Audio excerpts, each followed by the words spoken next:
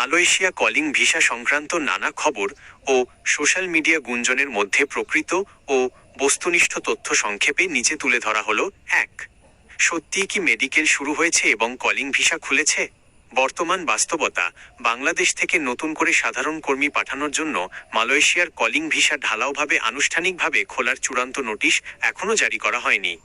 Medical সংক্রান্ত সতর্কতা, YouTube বা ফেসবুকে আজই মেডিকেল শুরু বা আগামীকাল থেকে মেডিকেল শিরোনামে যে খবরগুলো ছড়াচ্ছে তার বেশিরভাগই সামাজিক যোগাযোগ মাধ্যমের প্রচার। জরুরি পরামর্শ, নিয়োগকর্তার অফিসিয়াল ডিমান্ড লেটার এবং বাংলাদেশ সরকারের বিএমইটি ক্লিয়ারেন্স ছাড়া কোনো দালালের কথায় অগ্রিম মেডিকেল করা বা টাকা পাসপোর্ট লেনদেন করা থেকে বিরত থাকুন। ২. সঠিক উপায়ে মেডিকেল প্রক্রিয়া কেমন হয়? যখন মালয়েশিয়া ইমিগ্রেশন ও প্রবাসী কল্যাণ মন্ত্রণালয় আনুষ্ঠানিকভাবে মেডিকেল খোলার অনুমতি দেবে, আপনাকে অবশ্যই অনুমোদিত রিক্রুটিং এজেন্সির মাধ্যমে FWCMS foreign worker centralised management system বা বেস্টিনেট সিস্টেমে নিবন্ধিত হতে হবে। শুধুমাত্র গামকা, GAMCA বা অনুমোদিত নির্দিষ্ট মেডিকেল সেন্টারেই মেডিকেল স্লিপ দিয়ে পরীক্ষা করাতে হবে। মেডিকেলের ফিট রিপোর্ট সরাসরি ইমিগ্রেশন সিস্টেমে আপডেট হয়। ৩. মালয়েশিয়া এয়ারলাইন্স ও ফ্লাইটের আপডেট। বর্তমানে যে ফ্লাইটগুলো চলছে সেগুলো প্রধানত বিশেষ ক্যাটাগরি, রি-এন্ট্রি, ব্যবসায়িক ভিসা বা কিছু আঞ্চলিক বিশেষ পারমিটের, যেমন সারওয়াক ক্ষেত্র যাত্রীদের জন্য।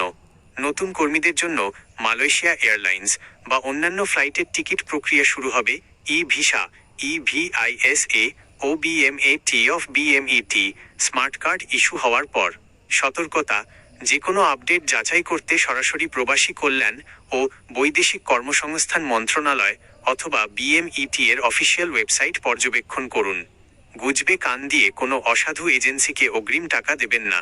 মালয়েশিয়া কলিং ভিসা, নতুন কোটা ও মেডিকেল শুরু সংক্রান্ত সাম্প্রতিক পরিস্থিতি ও আপডেট নিচে সংক্ষেপে তুলে ধরা হলো।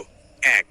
মেডিকেল শুরু সংক্রান্ত বাস্তবতা। মালয়েশিয়ার শ্রমবাজারে যারা পূর্বের অনুমোদিত কোটায় আটকে ছিলেন বা আবেদন প্রক্রিয়াধীন ছিল, তাদের অনেকের ক্ষেত্রে নির্দিষ্ট অ্যাপ্রুভড মেডিকেল সেন্টার্স FOMEMA এর মাধ্যমে পুনঃযাচাই বা মেডিকেল আপডেট করার কাজ পর্যায়ক্রমে শুরু হয়েছে। নতুন প্রার্থীদের জন্য সরকার বা বোয়েসেল BMET এর তরফ থেকে নতুন করে গণহারে মেডিকেল শুরু করার অফিসিয়াল নির্দেশিকা না আসা পর্যন্ত সতর্ক থাকা জরুরি। মেডিকেল সেন্টারের তালিকা কেবল প্রবাসী কল্যাণ মন্ত্রণালয় ও মালয়েশিয়ান হাইকমিশন অনুমোদিত নির্ধারিত মেডিকেল সেন্টারে পরীক্ষা করানো উচিত। ২. শ্রমবাজার অবশেষে খুলছে কি? বাংলাদেশ ও মালয়েশিয়া সরকারের মধ্যে দ্বিপাক্ষিক আলোচনা ও যৌথ জয়েন্ট ওয়ার্কিং গ্রুপের বৈঠক অব্যাহত রয়েছে। প্রথম অগ্রাধিকার, পূর্বের মেয়াদে যারা BMET ক্লিয়ারেন্স বা কলিং ভিসা পেয়েও সঠিক সময়ে যেতে পারেননি, তাদের সমস্যা সমাধান ও পুনর্বাসনে অগ্রাধিকার দেওয়া হচ্ছে।